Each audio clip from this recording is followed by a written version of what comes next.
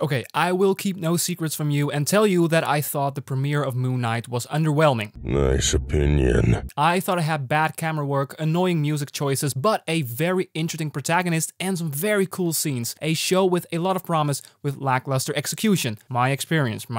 It's funny because I seem to have the opposite thoughts from most people. I heard the praise how Moon Knight is the most cinematic looking Marvel TV show yet. Just something I heard, not that everybody is saying that, but that's very weird to me. I would argue Moon Knight is actually by far the least cinematic feeling of them all, maybe along with Hawkeye. Yes, WandaVision's outside the hex scenes were straight out of the cinema, as was Loki and Falcon and the Winter Soldier to me. It's just a gripping protagonist and some cool concepts weren't enough for me to immerse me into an episode of TV that felt shaky, a bit unfinished, uncinematic, full of Stevens blipping and blipping back, that began to feel like a gimmick. Now, one of the questions, of course, is, has that been resolved? Is the show getting better? Hello, fellow Disney Plus watcher, it's nice to talk with you about Disney Plus today. If you love Disney and Disney Plus as much as I do and enjoy talking about it, why not click the subscribe button to stay up to date and give it a like so that more people can find this video. Thanks. Now, before I dive into the story of today's episode, stay with me here. I first want to address the overall style and tone of the show from a technical standpoint. But if you want to skip to the section where we talk about story and characters,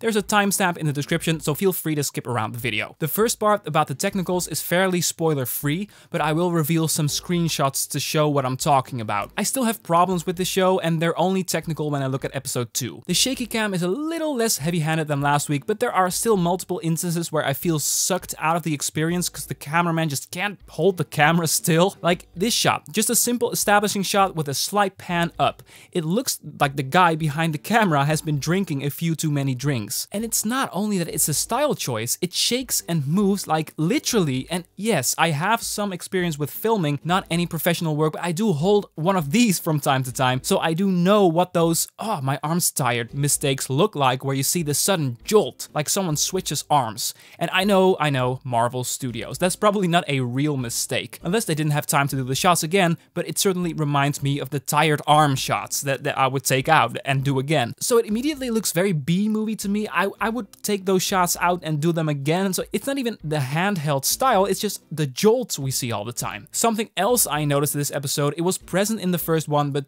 now I know how to put it into words. I think I'm starting to realize why this show feels a bit amateurish sometimes. The lighting is way off in this show. Now, that doesn't mean that there's some beautiful imagery. I love the look of Khonshu. I love what they did in the middle part of the episode, where he's sometimes placed casually in the background, like they're not afraid to put some horror elements around this character in one scene, but not afraid to show him in the next, just being there. And it works because Steven's so afraid of him, and to have him then boom in the frame as casually and organically as possible so that we as an audience grow tired and mad as well as Steven, you know, I love it, but I digress. Sometimes the lighting's from behind when we need a little more from the side, and sometimes it's too light, the scene's too bright, and sometimes it's too dark. It actually looks like something that was filmed in 2005. I'm not a fan of the lighting. You know, not with terrible cameras at all, but just with those typical old DVD color balances.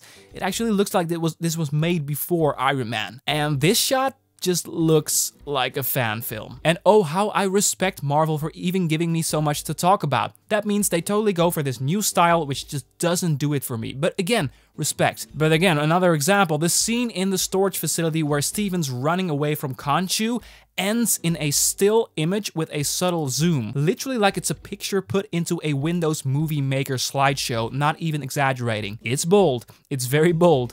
It looks fucking cheap. That looks terrible. Okay, we're going to get into spoilers to talk about the positives. Are you ready for that? Great. Holy shit, this was pretty good. Besides everything I discussed, this was good. What I really like is how we find out, or at least we think we find out, that the whole fight in the museum at the end of episode 1 was all in Steven's mind. But then later on, we discovered that only Steven is able to see these creatures, but they still do interact with the world. They're there. But it's great that in the first part of the episode, we're under the assumption, yes, Steven is crazy. Look at the security footage, nothing there. Actually, one of the most terrifying moments in episode 2 of Moon Knight wasn't something involving Egyptian gods or monsters. It was Steven handing over his name tag after he got fired for what he did at the museum. A simple formal resignation procedure is terrifying because we know embracing Marc will get this poor guy into more life-threatening situations. And because he's so unstable, we know he needs as much handles or reminders as possible to keep him sane.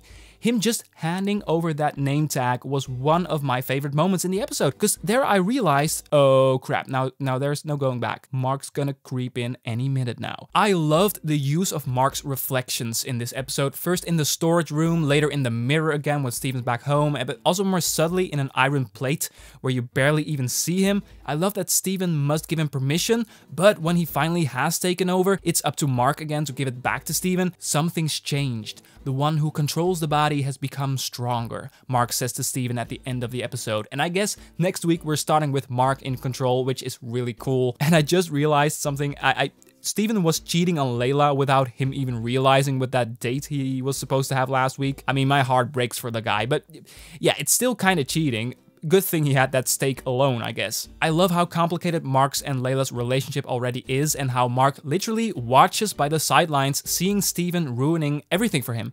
His relationship, basically. The moment where Steven says to her, "You seem lovely, but Marc has been a real twit." And we see this very quick shot of Marc in the mirror looking down in embarrassment. It breaks my heart again because it foreshadows Layla, of course, falling for the Steven character instead of Marc. We're literally getting a love triangle in this show with the same guy. It's insane. When Marc is going to take control more and more throughout the show, somehow Layla is gonna try to get to Steven harder and harder. At least that would be my prediction. That's gonna be dramatic. Oh, and wow, Ethan Hawke was so intimidating and interesting this episode. I love how we see this happy community serving the guy, and we know there's so much wrong with that. Innocent people are believing in him, and why wouldn't they? He's the messiah character of this show, the one that can see fate and decide your future. Oh, and to see that just happen again from a distance with only a touch is straight horror. One of the great lines, "Sometimes the cure is a little taste of the disease."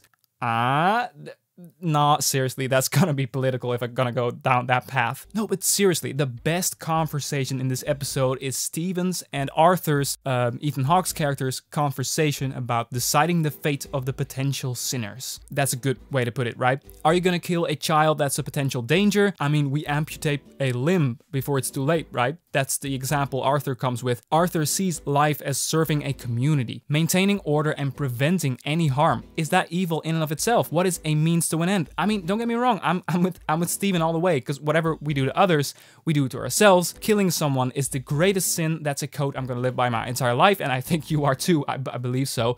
But in a few minutes, we got a great understanding of why you would. Okay, I gotta give the episode this. Everything I said on the technical level doesn't mean the set piece at the end was pretty incredible. Love that we find out about this Mr. Knight, that it's simply Steven transforming before he gives himself to Marc. Mr. Knight is Steven's Moon Knight. So the Moon Knight scene we get on the rooftops, it's just iconic, what can I say? And the final conversation between Marc and Steven is incredible. To have such an unstable, mentally confused guy in charge of a very important mission that struggles to even recollect a past relationship. This show's gonna have so many layers. I can't wait for the love triangle to unfold. Despite the off-putting visual style overall and some weird choices that throw me out of the experience, this was a step up from last week. It's all in the little moments. The security guy calling Steven Scotty and Steven correcting him with saying, "You know, I'm still Steven," but you feel the subtext of "I'm still Steven." You feel it's Oscar Isaac's character grabbing onto the one thing he has that keeps him sane, and that is that character Steven. I can keep on talking, I'm forgetting a lot to talk about, but I'm thinking about wrapping this up. Thank you so much for watching. I'm curious, what did you think of this second episode? Be sure to let me know in the comment section, and if you're interested in my thoughts on the first episode, it's right here or in the description below. Did you like the video? Then there's the simple way to show support. Thank you so much. For now, have a wonderful day, and see ya.